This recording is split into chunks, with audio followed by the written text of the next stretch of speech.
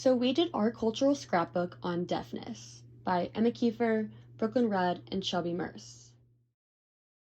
Some important figures who are deaf include Ludwig van Beethoven, a famous composer who composed numerous symphonies, Haben Girma, a disability rights advocate and the first deafblind person to graduate from Harvard Law, Helen Keller, a very famous disability rights advocate, Tamika Catchings, who is a retired American basketball player, Thomas Edison, a famous inventor and is known for inventing the light bulb, Shailene Birdie, a famous actor who was in Switched at Birth and the Society, and finally, Niall D'Amico, a famous model who was the winner of a season of America's Next Top Model.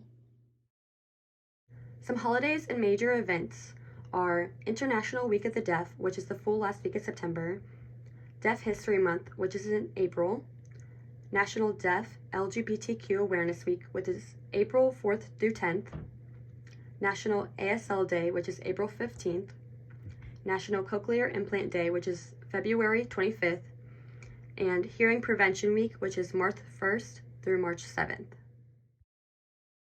Some important foundations are Hearing Loss Association of America, which is an organization that promotes the communication for people with hearing loss.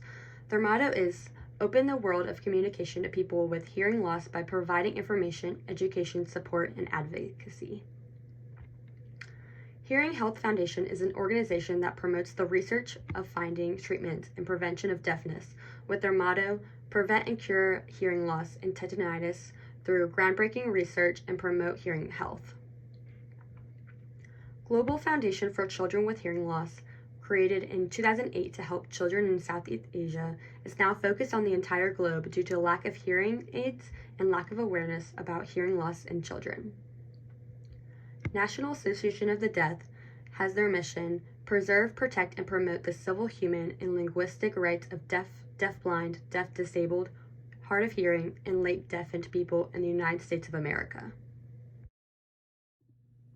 Moving along to education.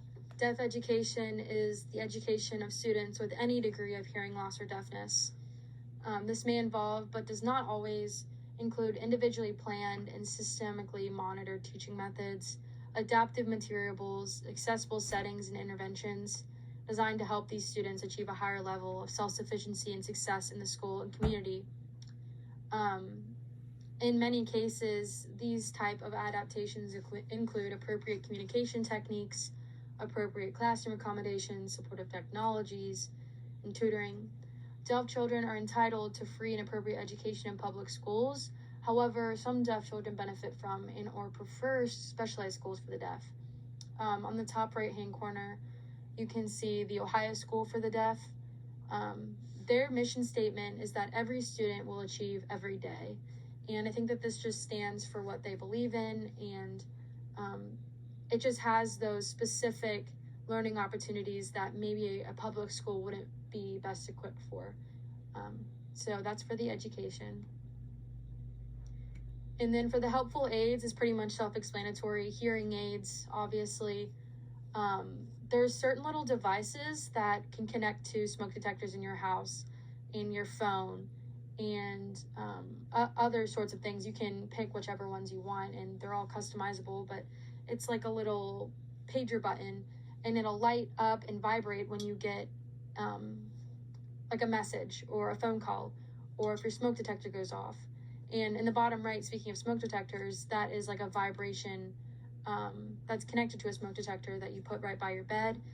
And I think that that is something that you wouldn't really think of, but I wanted to add it just because I never heard of it.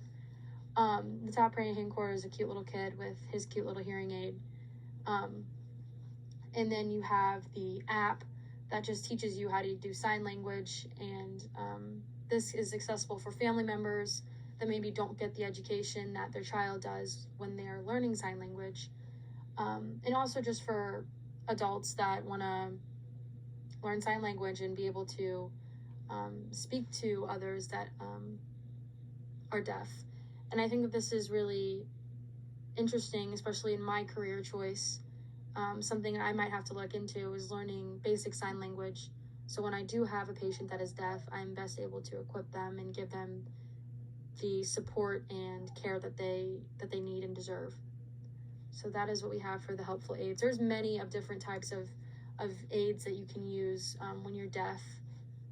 But the big ones is just like the phone and the smoke detectors and the hearing aids and the sign language are the biggest aids that they use around the house and in their personal time.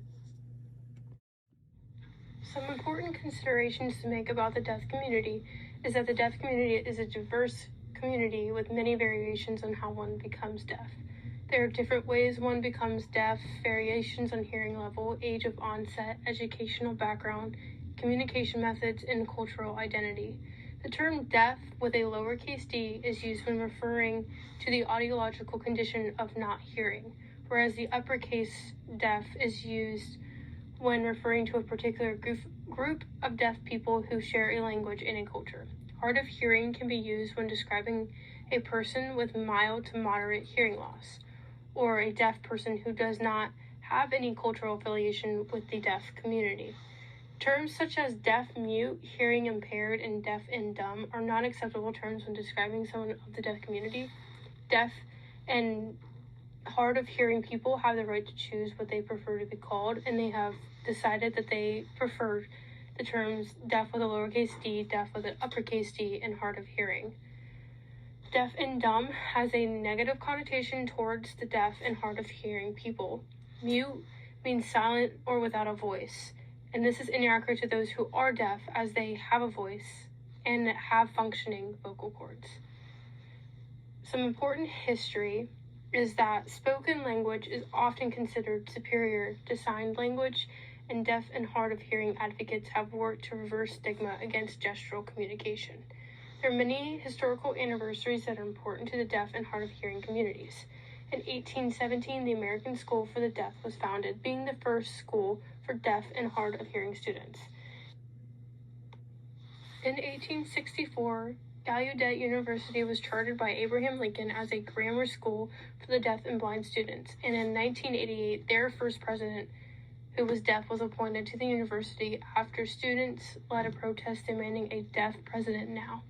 In 1990, the Americans with Disabilities Act was passed, and this was mandated the inclusion of an accommodation of deaf and hard hearing people.